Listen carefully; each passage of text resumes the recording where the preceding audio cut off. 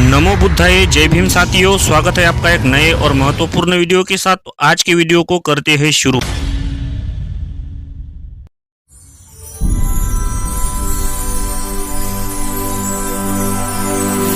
चलो बुद्ध की ओर, मैं आपको आज़ादी दिलाऊंगा।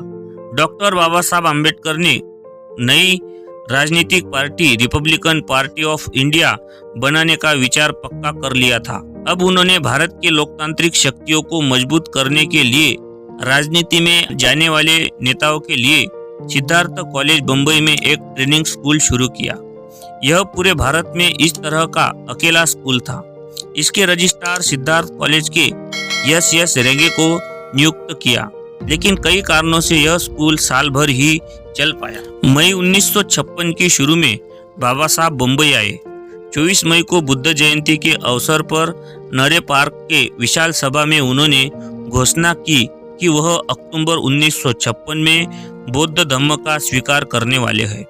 उन्होंने बौद्ध धम्म की आलोचना करने वालों को करारा जवाब दिया।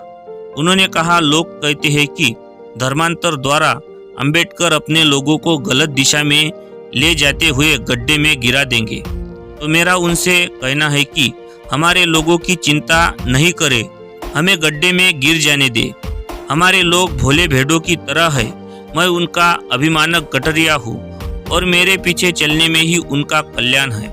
अपने भाषण में बाबा साहब ने अपनी तुलना यहूदी धर्म के मोजेस से की, जो अपने लोगों को ईरान से निकालकर फिलिस्तीन के स्वतंत्र जमीन पर ले जाकर बसाया था और गुलामी की बेड़ियों को काटा। उन्होंने कहा, मैं भी आप लोगों को आज़ादी दिलाऊंगा। उन्होंने बताया कि किसी भी धर्म के पतन के 3 प्रमुख कारण होते हैं। पहला, अपने धर्म के सिद्धांतों पर आचरण नहीं करना। दूसरा, योग्य व प्रभावशाली प्रचारकों की कमी। और तीसरा, साधारण जनता की समझ में आने वाले योग्य सिद्धांतों की कमी होना। भाषण में आखिर में उन्होंने घोषणा की कि वह बहुत ही जल्द एक विशाल बुद्ध विहार का निर्माण करवाएंगे।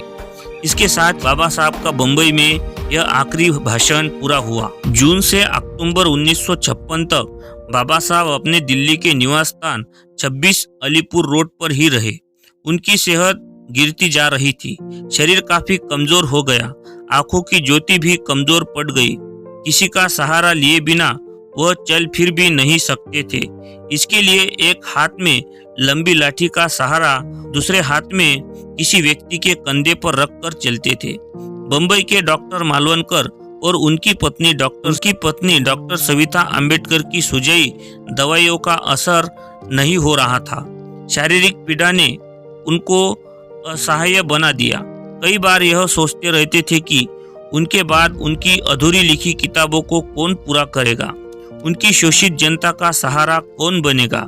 इस चिंता में कई बार फूट फूट कर रोने लग जाते थे। उन्हें इस बात का दुख होता था कि उनके प्रयासों से शहरी दलित समाज को तो लाभ मिला है, लेकिन गांव के दलितों की दशा बहुत दयनीय है, जिसके लिए उनका कुछ करने का इरादा था। उन्हें अपने छूटे हुए काम पूरा करने वाला कोई नेता भी नजर नहीं आ रहा था। अपने समाज के पढ़े लिखों के स्वार्थ व नेताओं में आपसी लड़ाई को देखकर वह बहुत दुखी हो जाते थे। उनकी इच्छा देश के लिए बहुत कुछ करने की थी।